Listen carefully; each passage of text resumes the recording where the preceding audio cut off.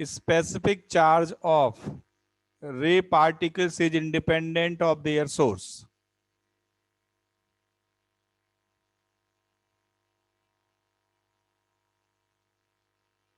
Specific charge of which ray particles is independent of their source.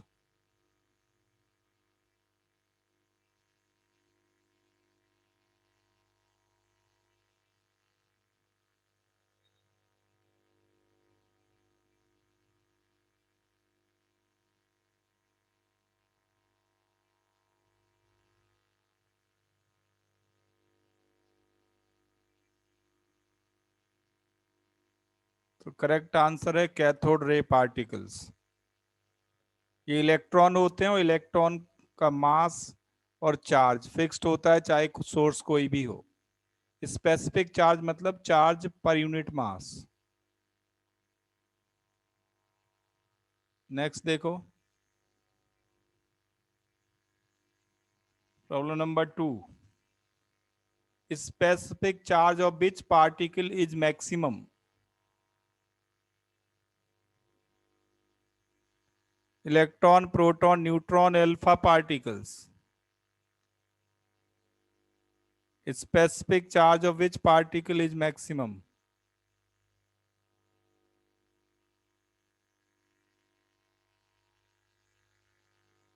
Electron, proton, neutron, alpha particles.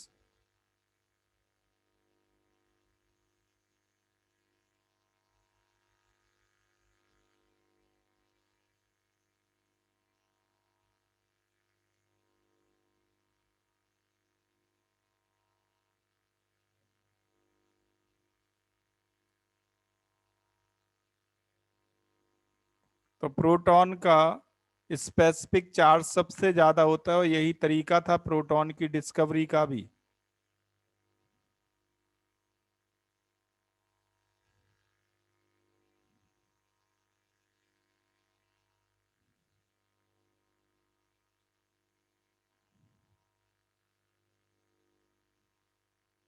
Problem number 3, total 22 questions हैं।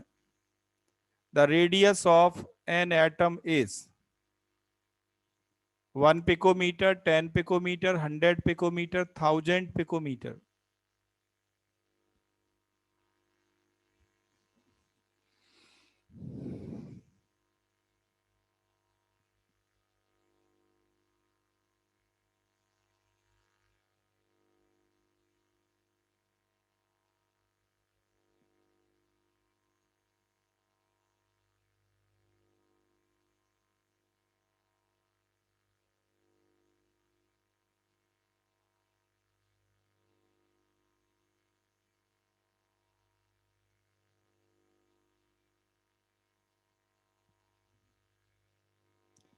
तो आपको मालूम है कि 10 की पावर -10 मीटर, 10 की power -10 metre is the radius of an atom and 10 की power -15 metre is the radius of nucleus. तो 10 की पावर -10 मीटर कहो या 100 पिकोमीटर कहो, एक ही बात है।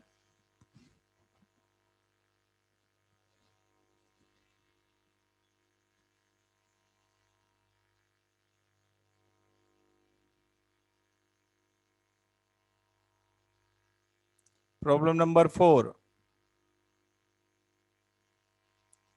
which atom is involved in the discovery of neutron?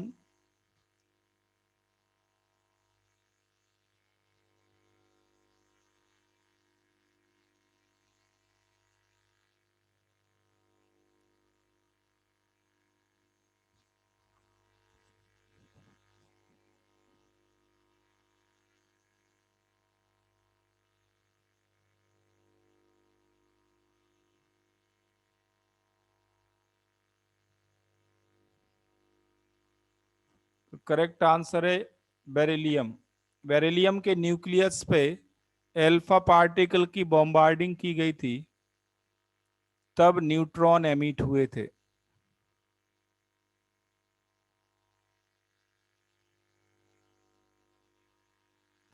Problem number 5,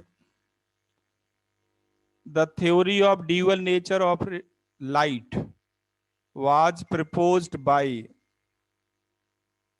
Niels Bohr, Einstein, Maxwell, Planck.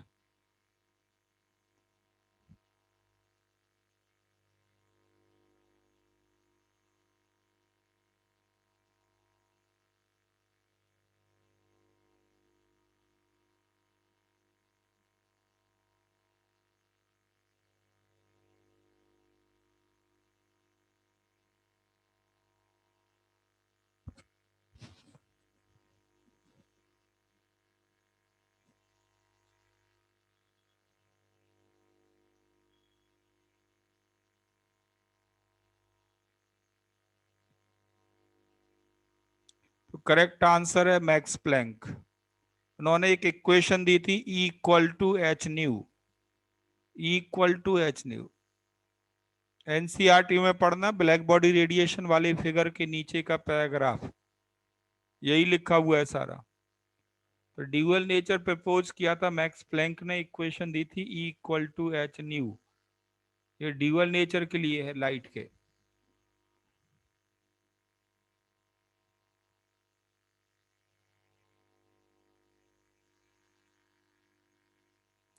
Problem number 6, black body radiation gives wave nature of radiation, particle nature of radiation, both wave and particle, neither wave nor particle। Black body radiation से कौन सा nature पता लगता है radiation का?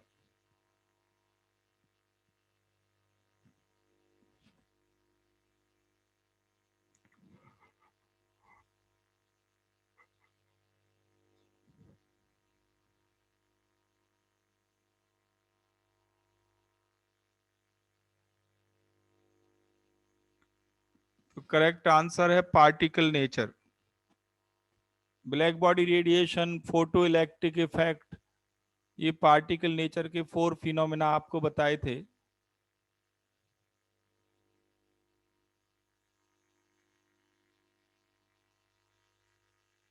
Next problem number 7, Rutherford could not explain the stability of atom, molecule, ion, electron।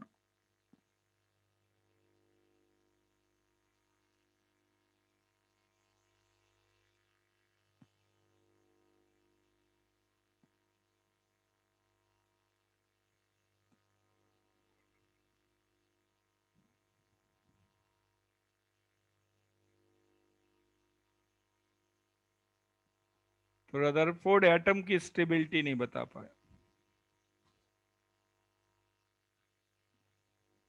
Electron की stability की बात कैसे कर सकते हैं? इलेक्ट्रॉन तो एक पॉइंट मास है, इलेक्ट्रॉन को और कैसे तोड़ेंगे? रदरफोर्ड के टाइम तक तो कोई मतलब ही नहीं था।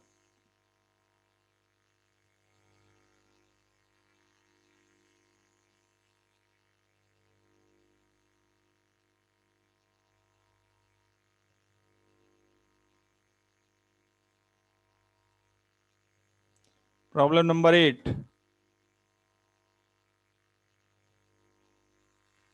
atomic spectra was studied by to propose atomic model। Study by whom?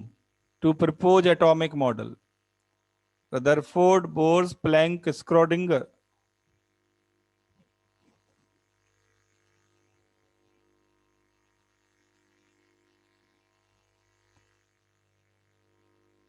तो करेक्ट आंसर है नील बोर्स।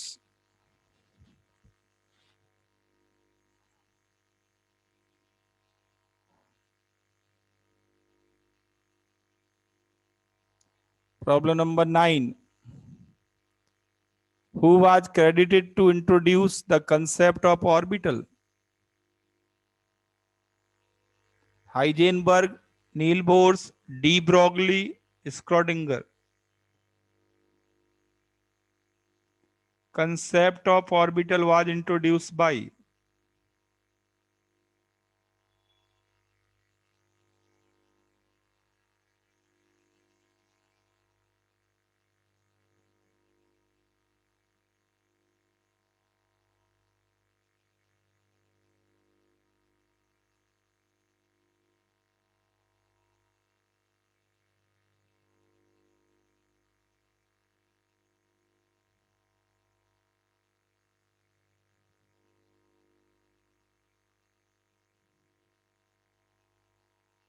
तो करेक्ट आंसर है हाइजेनबर्ग।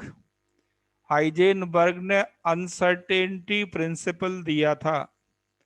अनसर्टेन रीजन का ही तो नाम होता है orbital,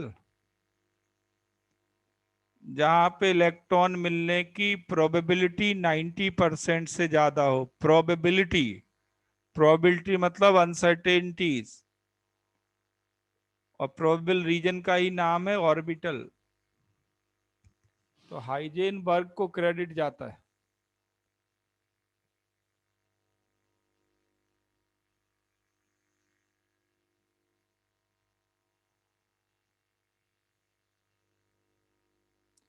tenth problem, which is two dimensional, orbit, orbital, electron, nucleus.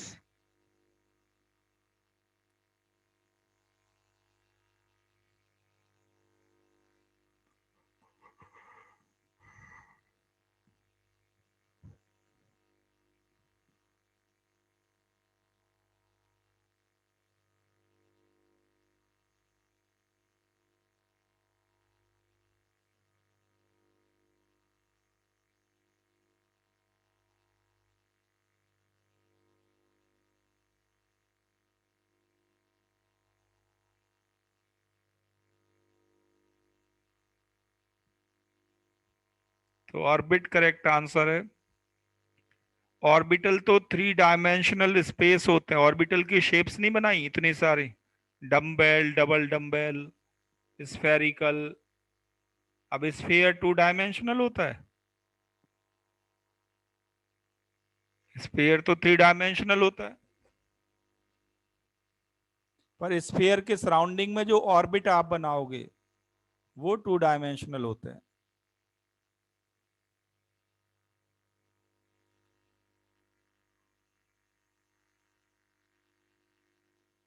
11th problem number, release of energy will be maximum when electron moves from orbit number. Release of energy will be maximum when electron moves from orbit number infinity to 2, 3 to 2, 2 to 1 और 1 to 5।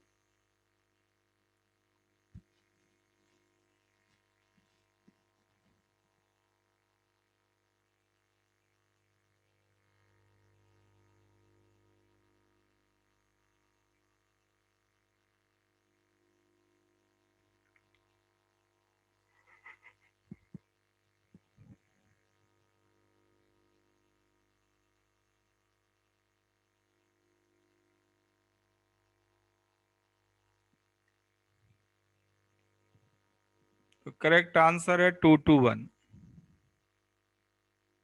Hydrogen atom के first orbit की energy होती है 13.6 minus 13.6 electron volt, और second की कितनी होती है आपको मालूम है। तो फर्स्ट और सेकंड में सबसे ज्यादा गैप होता है। फर्स्ट सेकंड में इतना गैप होता है कि वो इन्फिनिटी और 2 से भी ज्यादा होता है। डाटा देख लेना। और 1 to 5 भी कुछ बच्चे कर रहे हैं। अरे इतनी तो बुद्धि लगाओ भाई कि एनर्जी रिलीज थोड़ी होगी 1 से 5 तक जाने में। 1 से 5 में तो एनर्जी एब्जॉर्ब होगी। ये पूछ रहे हैं एनर्जी रिलीज्ड, तो फोर्थ ऑप्शन तो वैसे ही गलत है। जस्ट तुक्के मत लगाओ, थोड़ा दिमाग इस्तेमाल करो। 1 to 5 तो देखते ही गलत कर सकता है कोई भी, कि एनर्जी रिलीज थोड़ी होनी, एब्जॉर्ब होगी उसमें। एनर्जी तो तब रिलीज होती है जब इलेक्ट्रॉन न्यूक्लियस की ओर आए, न्यूक्लियस के क्लोज आए। ओके नेक्स्ट देखो, problem number 12, select radiation of maximum frequency. Microwave, ultraviolet rays, infrared rays, radio waves. Maximum frequency,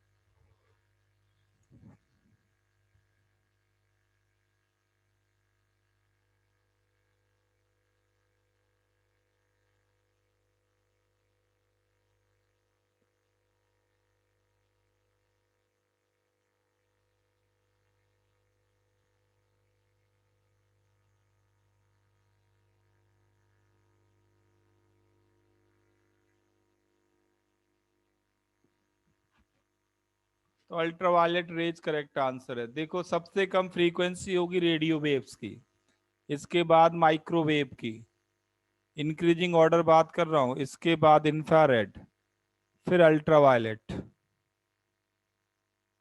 ultraviolet की फ्रीक्वेंसी सबसे ज्यादा। Question number 13,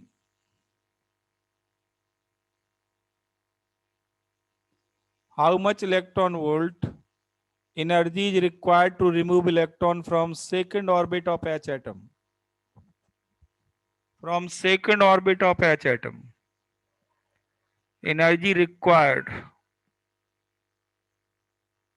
13.6 electron volt, 10.2 electron volt, 3.4 electron volt, 1.5 electron volt.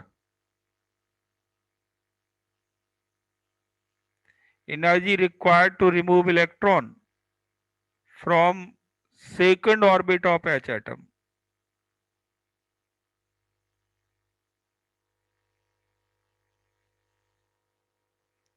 तो second orbit की energy होती है -3.4 electron volt, और इसमें +3.4 कर दो तो टोटल 0 हो जाएगी, मतलब इन्फिनिटी पे पहुंच गया।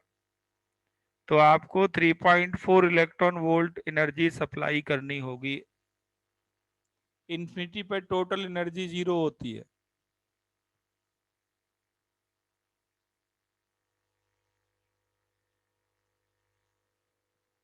Question number 14, the energy of 3s subshell of which is minimum? Hydrogen, sodium, carbon, oxygen. The energy of 3s subshell of which atom is minimum?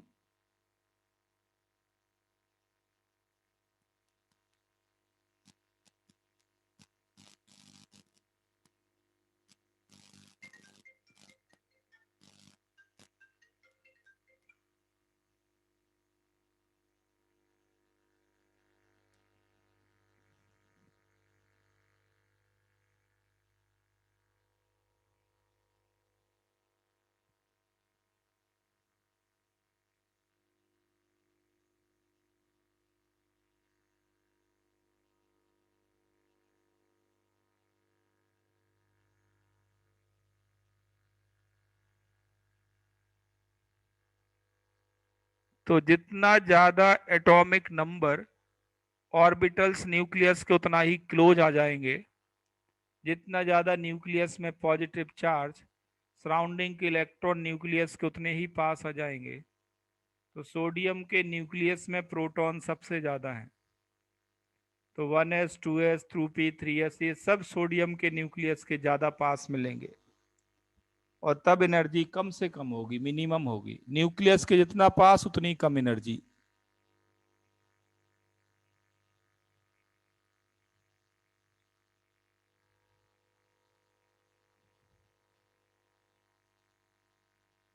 Problem number 15, total number of electrons in S subshell of chromium is? Total number of electrons in the S subshell of chromium is 4, 6, 7 and 8.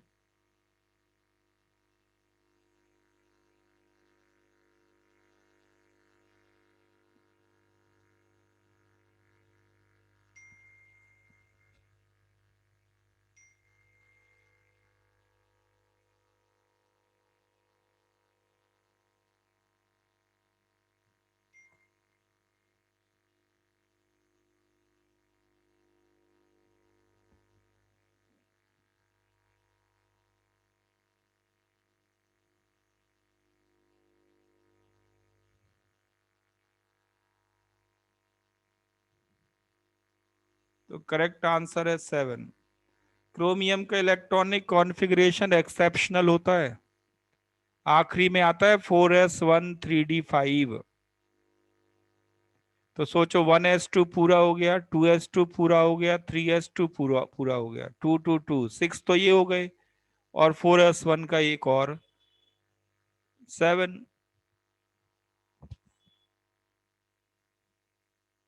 तो chromium का electronic configuration exceptional है।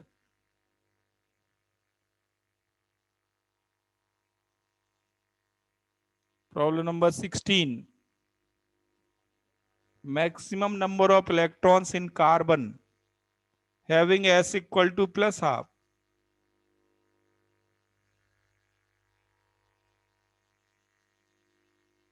Answers हैं 2, 4, 5 and 6।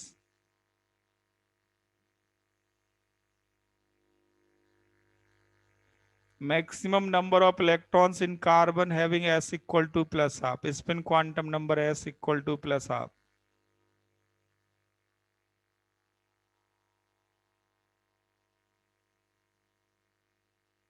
Options are 2, 4, 6, 5 and 6.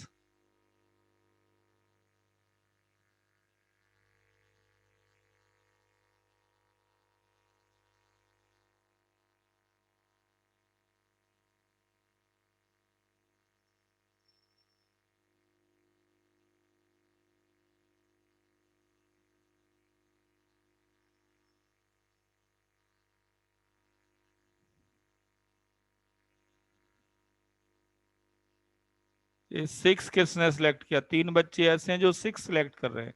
Carbon के पास total electron ही 6 होते हैं, सबकी plus half हो जाएगी, किसी की माइनस हाफ नहीं होगी। थोड़ा तो बुद्धि इस्तेमाल करो, 6 तो वैसे ही गलत है। कॉन्फ़िगरेशन है 1s2 2s2 2p2। तो 1s2 में एक इलेक्ट्रॉन होगा प्लस हाफ वाला, एक माइनस हाफ का होगा। 2s2 में एक प्लस हाफ का, एक माइनस हाफ का। 1s2 2s2 2p2 में दोनों प्लस हाफ के ले लो, अपवर्ड स्पिन। तो मैक्सिमम 4 इलेक्ट्रॉन्स हो सकते हैं कार्बन में with s equal two plus half.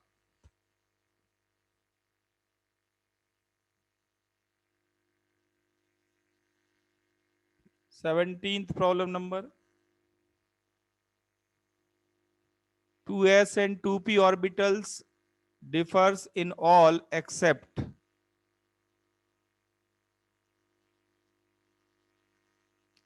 2s and 2p orbitals differ in all except size, shape, energy, electrons accommodated।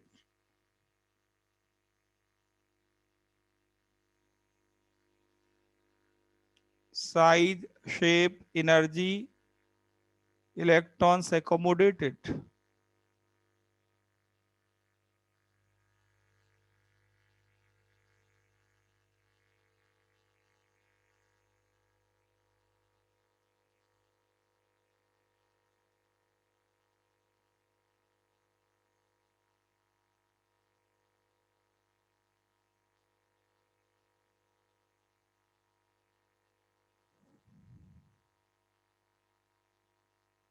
देखो, साइज डिपेंड करती है प्रिंसिपल क्वांटम नंबर पे,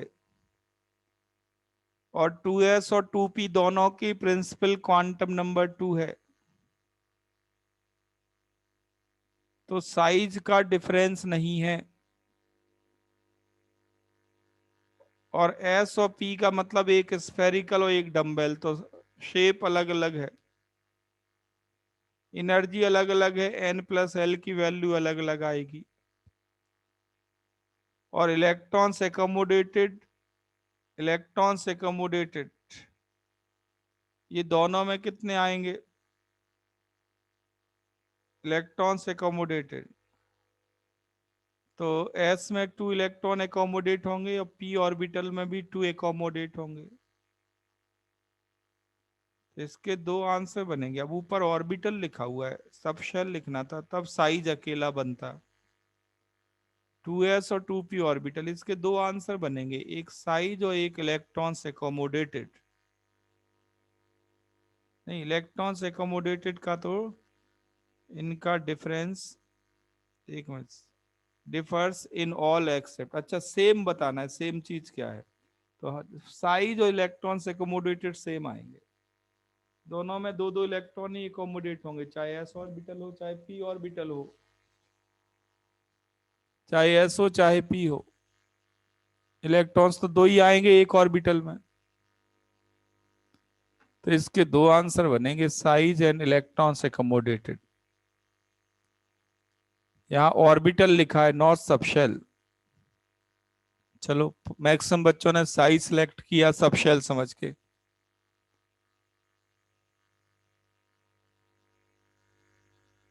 ठीक है, कोई बात नहीं, मेजोरिटी का आंसर ठीक है, सेकंड थर्ड तो गलत ही है।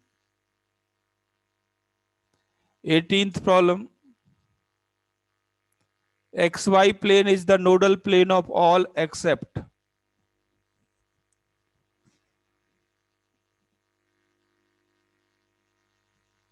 xy plane is the nodal plane of all except dxy, pz, dyz, dx square y square।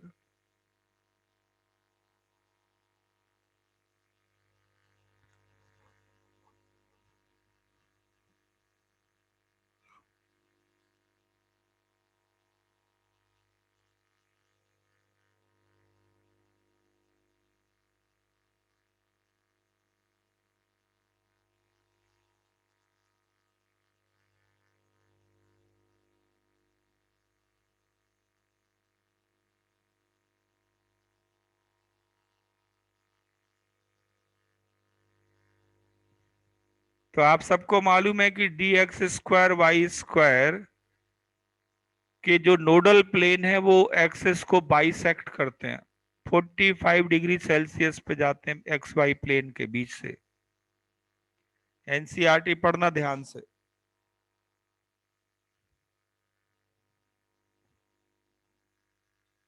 Next देखो,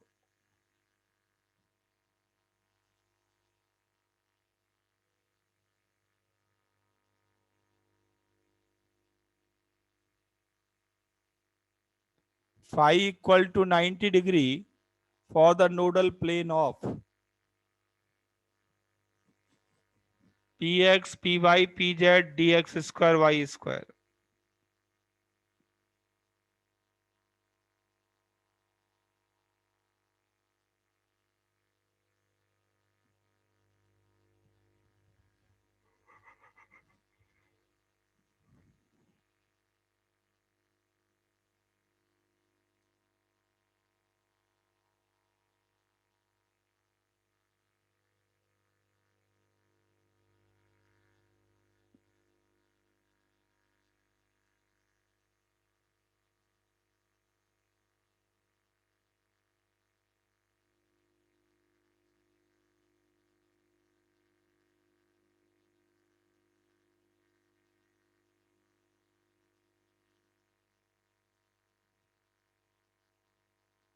तो ये तो आपको मालूम है कि फाई होता है एक्स एक्सिस से एंगल, तो जो नोडल प्लेन होगा वो है YZ plane.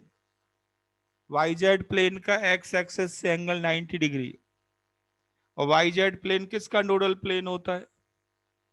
P x orbital का। ओके, नेक्स्ट देखो, 20 problem, problem number 20। Quantization of orbital angular momentum is given by which quantum number? Quantization of orbital angular momentum is given by which quantum number? N, L, M and S.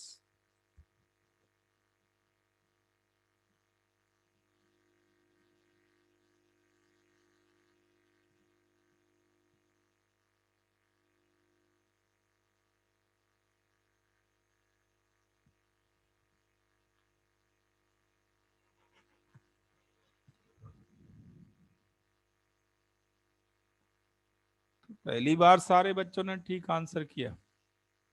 नाम ही है orbital angular momentum quantum number l का।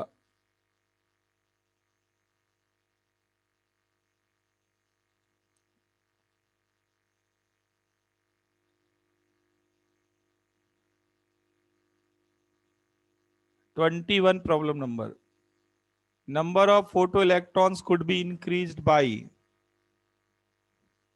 increasing frequency of incident radiation, increasing intensity of incident radiation, decreasing frequency of incident radiation, decreasing wavelength of incident radiation.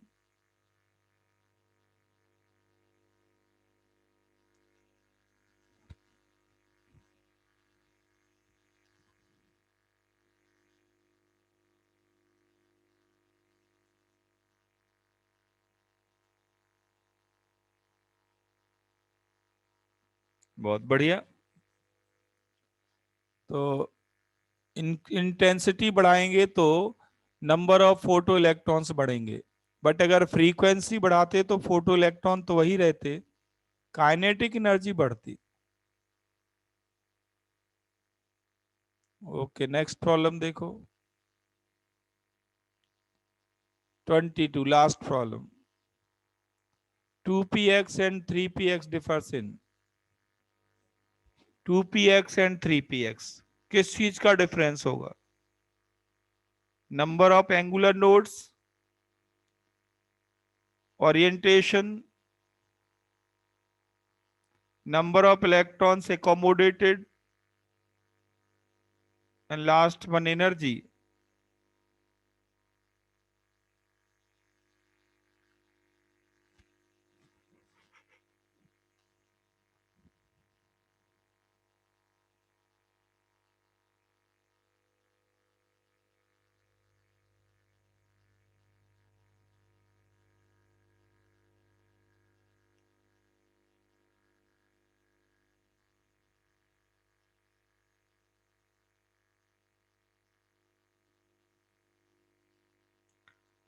Number of angular nodes होते हैं बेटा value of L.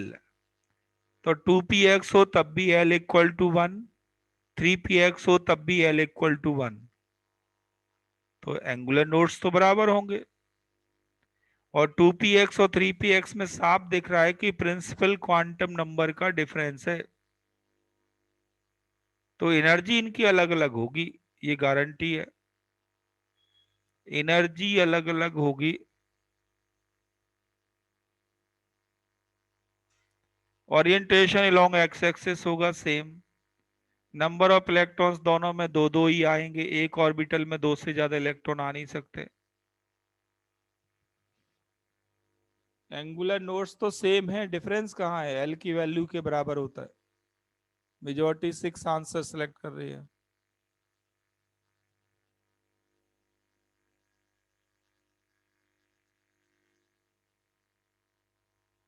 तो Aditya number 16 पे, number 3 पे, sorry 16 question सही है।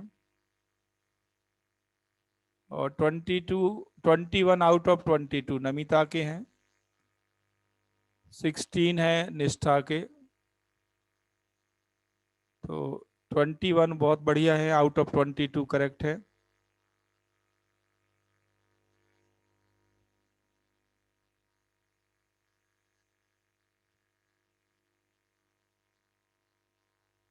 देख लो सारा कुछ क्या है।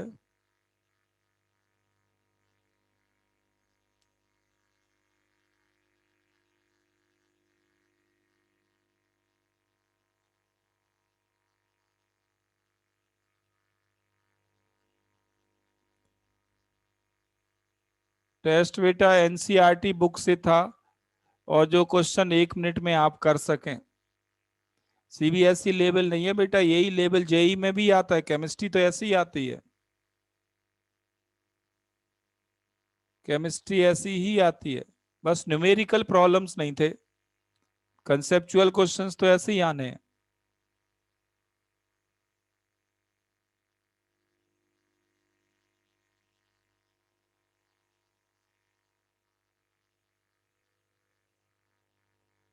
अब तुम्हारे नंबर कितने हैं?